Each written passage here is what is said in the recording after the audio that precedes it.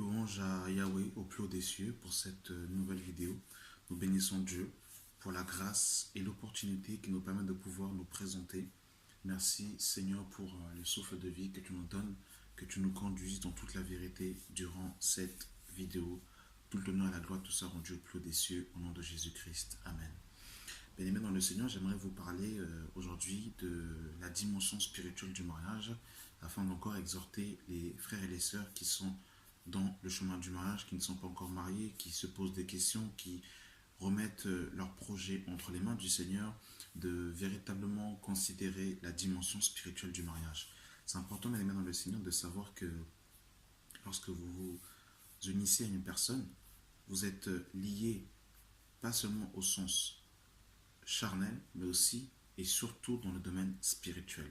C'est pour ça qu'il est important de véritablement comprendre et de connaître aussi le bagage de la personne avec qui vous allez vous marier, hein, parce que la dimension spirituelle est quelque chose de capital, hein, de fondamental, et des fois il y a beaucoup de chrétiens qui négligent ces réalités, et une fois qu'ils sont dans le mariage avec leur partenaire, ils se rendent compte que la personne ne prie pas, que la personne n'aime pas Dieu, que la personne finalement n'est pas convertie, que la personne ne connaît pas Jésus, parce que c'est un critère qui a été mis malheureusement au second plan.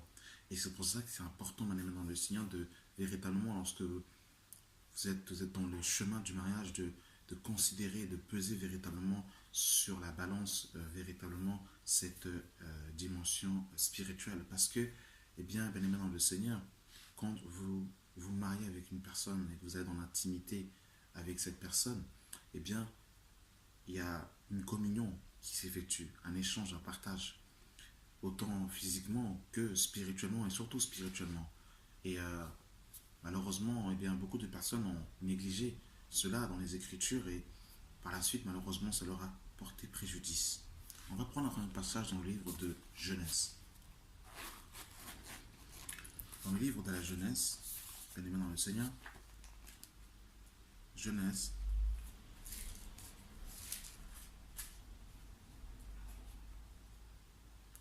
chapitre 2, à partir du verset 24.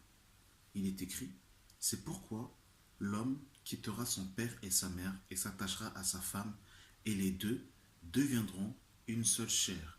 Et Paul nous donne un peu l'explication de ce que le Seigneur ici nous a dit dans Genèse chapitre 2, le verset 24, dans le livre de 1 Corinthiens chapitre 6.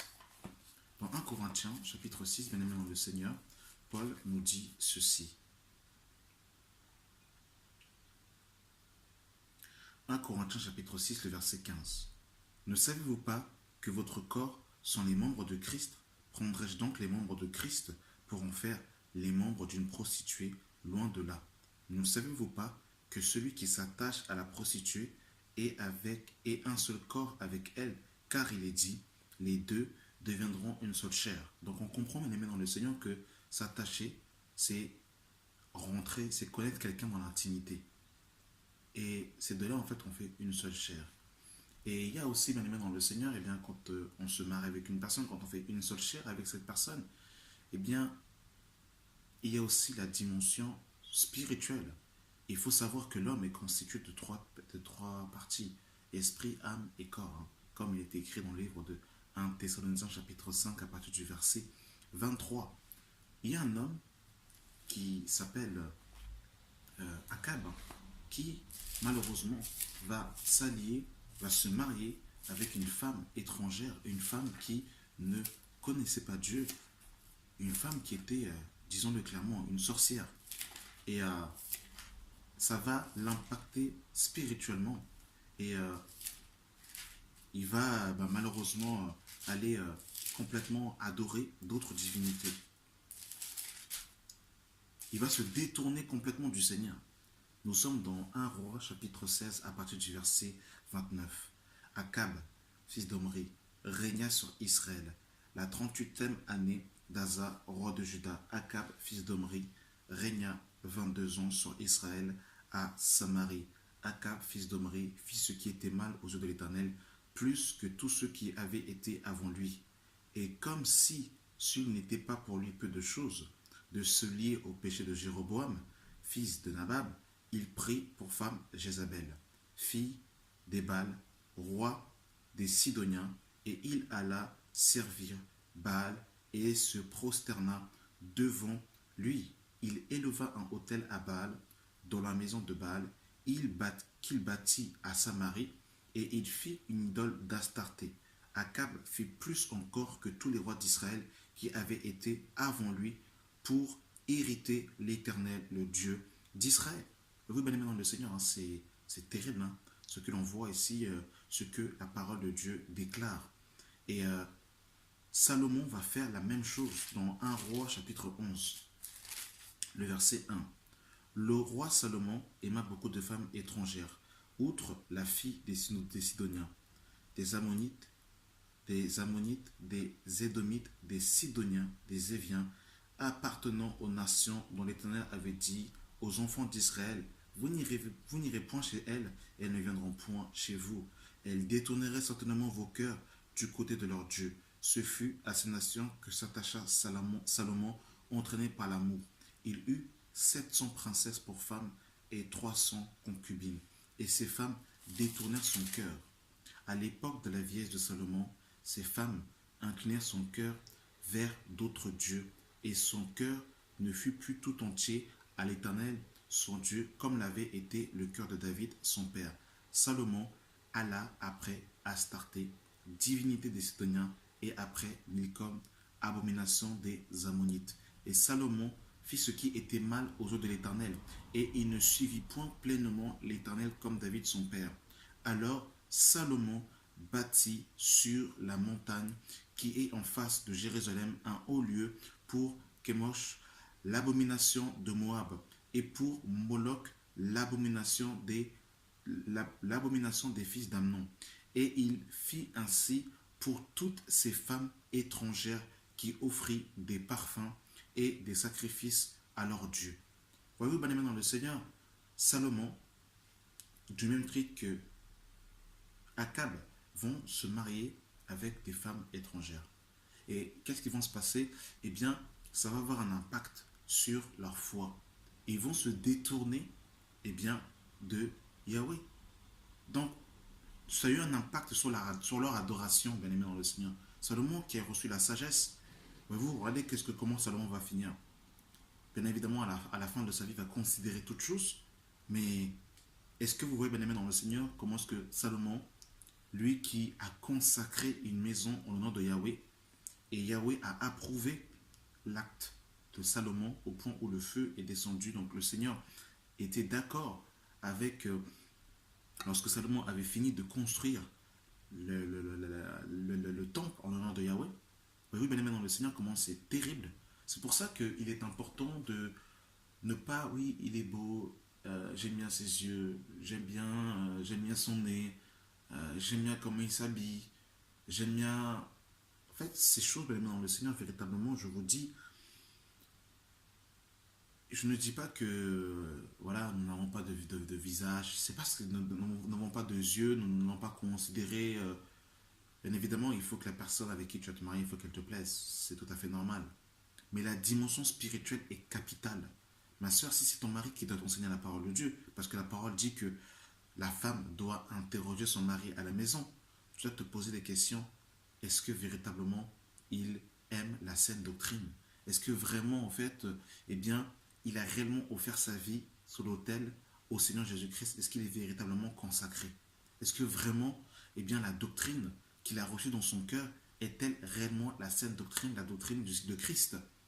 Pareillement pour toi, mon frère, si tu passes seulement en fait à regarder, comment dire, sa poitrine, si tu passes ton temps à regarder ses formes et que tu n'as pas de discernement sur son attachement au Seigneur, eh bien ça peut te porter préjudice, mon bien-aimé. On va prendre un exemple dans le livre de Exode chapitre 4, et c'est l'exemple de Séphora. Séphora qui, pour votre information, je ne le répète, qui était éthiopienne. Elle n'était pas hébreu, elle n'avait pas la loi de l'Éternel dans son cœur. Mais elle va faire quelque chose qui va justement sauver la vie de son mari. Nous sommes dans le livre de Exode chapitre 4 à partir du verset 24. Pendant le voyage en un lieu où Moïse passait la nuit, l'Éternel l'attaqua et voulut le faire mourir. Séphora prit une pierre aiguë, coupa le prépuce d'une pierre aiguillée, coupa le prépuce de son fils et les jeta aux pieds de Moïse en disant: Tu es pour moi un époux de sang. Et l'Éternel le laissa. C'est alors qu'elle dit époux de sang à cause de la circoncision. Et Yahweh avait donné à Abraham, le patriarche, cette ordonnance que tout mâle devait être circoncis le 8e jour.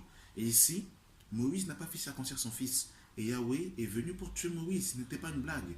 Mais Moïse avait certainement enseigné sa femme en disant qu'il fallait justement circoncire le premier fils. Voilà pourquoi ce que j'ai précisé au préalable que Séphora était éthiopienne, donc elle était ignorante de ces choses. Mais Moïse a dû certainement lui enseigner ces choses.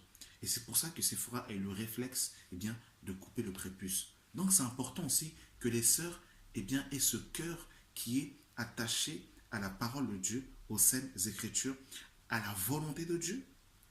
Vous voyez, bien aimé dans le Seigneur, on voit apparemment Samson avec Dalila, on va lui couper les tresses parce qu'elle va lui mettre la pression et à force de parole, elle va le séduire. Vous voyez-vous, bien aimé dans le Seigneur, c'est vraiment en fait important de comprendre cela, cette dimension spirituelle qui concerne le mariage, bien aimé dans le Seigneur, de ne pas justement se laisser séduire par les paroles et vraiment considérer ces réalités spirituelles.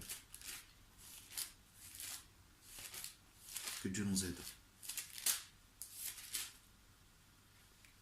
Dans Deutéronome chapitre 7 verset 1, lorsque l'Éternel ton Dieu t'aura fait entrer dans le pays dont tu vas entrer, dont tu vas prendre possession, et qu'il chassera devant toi beaucoup de nations, les Éviens, les Gégasiens, les Amoréens, les Cananéens, les Phérésiens, les Éviens, les Jébusiens, 7 nations plus nombreuses et plus puissantes que toi. Lorsque l'Éternel ton Dieu te les aura livrés et que tu les auras battus, tu les dévoueras par interdit, tu ne traiteras point d'alliance avec elles et tu ne leur feras point grâce. Tu ne contracteras point de mariage avec ce peuple.